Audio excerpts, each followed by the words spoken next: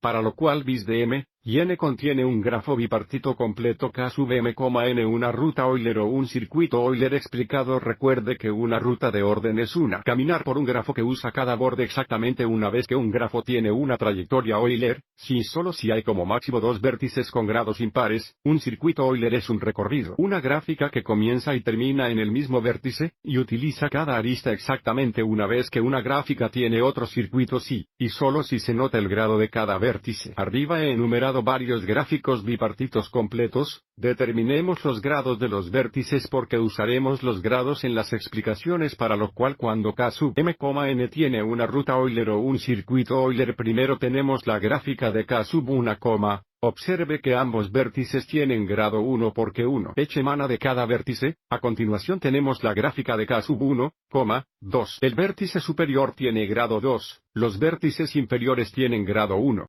Todos los vértices de la gráfica de K sub 2, 2 tienen grado 2. En la gráfica de K sub 2, 3. Los vértices superiores tienen grado 3, los vértices inferiores tienen grado 2. Y la gráfica de K sub 3, 3 todos los vértices tienen grado 3. Y la gráfica de K sub 3, 4 los vértices superiores tienen grado 4.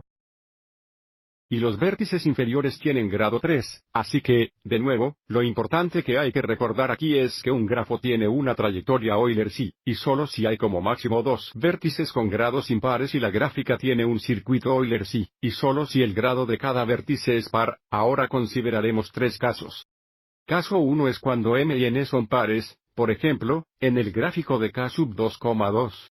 Observe que todos los grados son pares si tanto m como n son pares, entonces K sub m, n tiene una ruta Euler y un circuito Euler. Caso 2 es cuando m y n son impares, por ejemplo, en el caso en el que tenemos K sub 1, 1 y K sub 3, 3, si tanto m como n son impares, entonces K sub m, n no tiene ruta Euler, y ningún circuito Euler dado que m y n no son iguales a 1.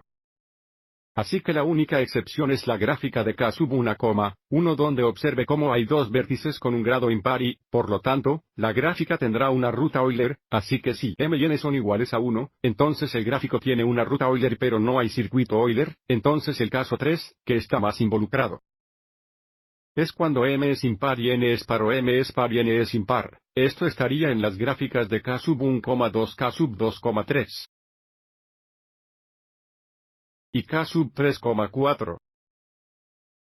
Si m es impar y n es par, o si m es par y n es impar, entonces K sub m, n tiene una ruta Euler solo cuando m o n es 2. Por ejemplo, en la gráfica de K sub 1, 2 y la gráfica de K sub 2, 3, la razón por la que estos dos tienen una trayectoria Euler es porque tienen como máximo dos vértices con grado impar. Así que de nuevo, si m es impar, y n es par, o m es par y n es impar, entonces K sub m, n tiene una ruta Euler solo cuando m o n es 2. En todos los demás casos, si m es impar, y n es par, K sub n no tiene una ruta Euler.